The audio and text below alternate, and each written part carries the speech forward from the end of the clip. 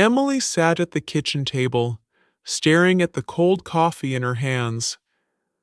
The morning sun came through the window, painting golden patterns on the wooden floor, but nothing felt warm anymore.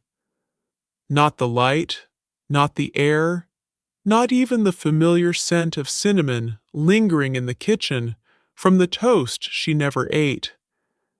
Everything had changed, and it had changed with one sentence. Last night, her husband Mark said the words that shattered everything. "I'm leaving you," he said, without even looking at her. Her heart stopped. Why? He hesitated. Because I'm in love with someone else. With Lily. Emily froze. Lily? Her best friend? They had been inseparable since university. Sleepovers, road trips, late-night talks about dreams and heartbreaks. Emily had helped Lily through her breakup with James, sat beside her with ice cream and tissues, whispered reassurances when she thought she'd never be loved again. And now Lily was the reason Emily's world was falling apart? Her voice barely came out. How long? Mark looked down. 6 months. 6 months. Emily calculated silently. That meant during their anniversary dinner, during family gatherings. While she was picking out his birthday gift, he was kissing her best friend behind her back. She stood up, her knees trembling, holding the edge of the table for balance. And you still came home to me every night? Slept in our bed? Kissed me goodbye in the mornings? Mark said nothing. He just grabbed his bag, slung it over his shoulder, and walked out the door. The soft click of the lock echoed louder than any slam. The house was too quiet now. Even the sound of the clock on the wall felt like a scream. Emily sat on the bed they once shared, surrounded by the smell of his cologne still lingering on the pillows. She cried until there were no tears left. She didn't eat. She didn't speak. The world became a blur. Her phone buzzed. Messages from Lily, from mutual friends, from family. She ignored them all. She wanted to disappear. But on the fourth morning, something shifted. She walked to the bathroom, looked in the mirror, and didn't recognize herself. Her face was pale, her hair messy, her eyes tired. Still, deep inside her, a voice whispered, "You are not finished. This is not your end." She picked up her phone and texted her sister, "Can we talk?" Within an hour, her sister arrived with a box of chocolates, a thermos of hot tea, and arms full of hugs. They talked for hours. Emily cried again, but this time it felt different, softer. The pain was still there, but her sister's presence was like a warm blanket on a cold night. The next day, Emily went for a walk. Just 10 minutes. But the sun on her face, the wind in her hair, the sound of birds chirping, it all reminded her that life still existed outside her pain. She joined a local book club. At first, she just listened, nodded occasionally. But week by week, she began to share her thoughts, her opinions, her feelings. She started journaling, pouring every ounce of hurt, betrayal, anger, and confusion onto paper. Each word was a stitch in her broken heart. One afternoon, she bought a small cactus from a corner store. She smiled at the cashier and said, "It's hard to kill, right?" He laughed and nodded. That cactus became her symbol.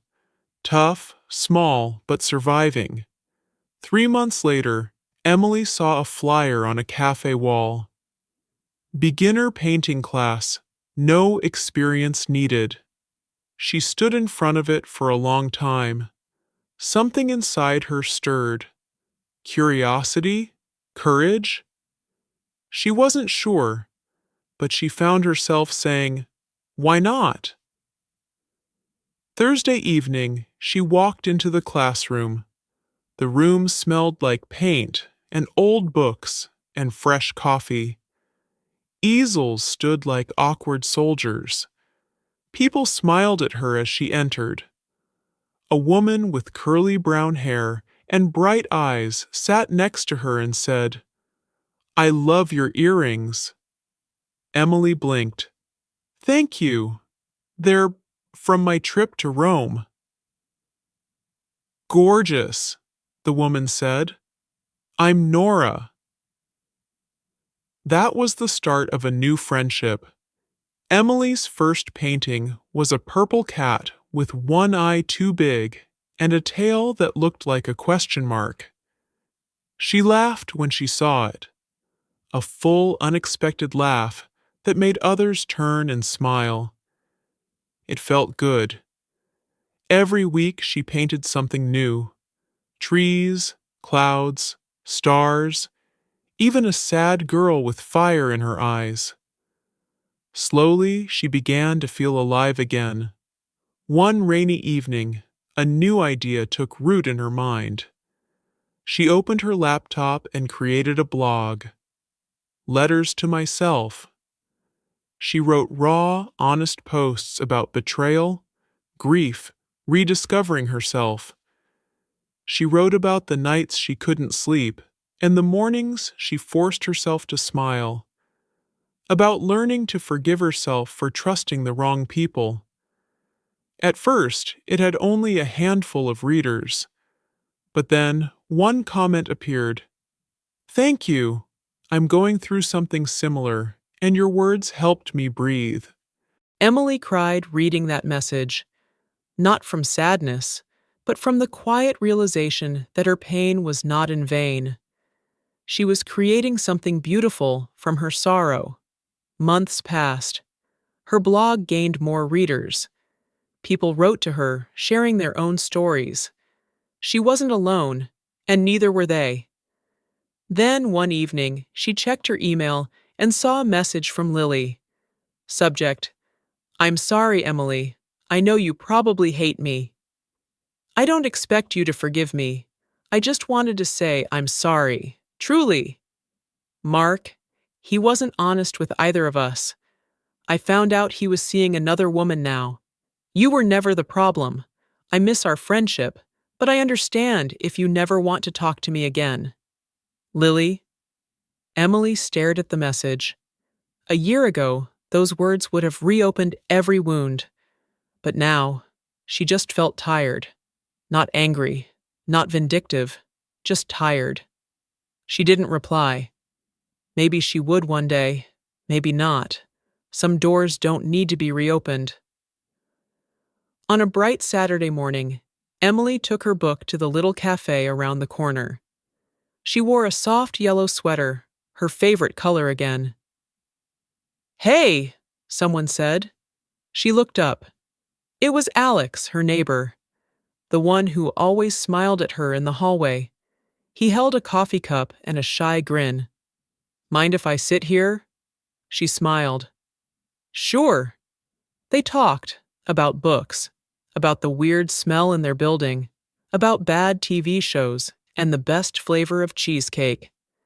He made her laugh, a real belly-deep laugh. And when he looked at her, it wasn't with pity or curiosity, it was with kindness. Almost a year had passed since the divorce.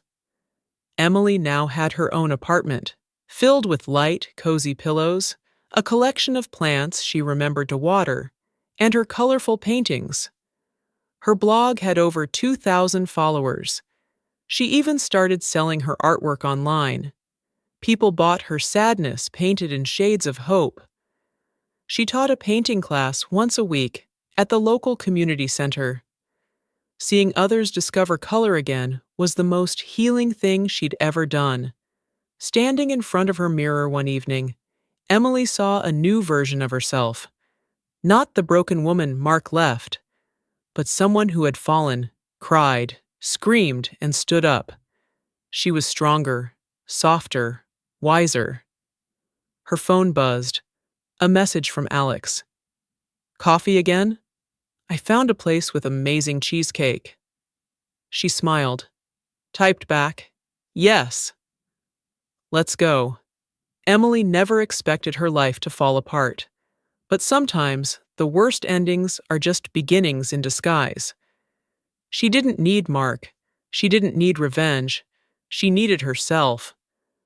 And now, finally, she had her back.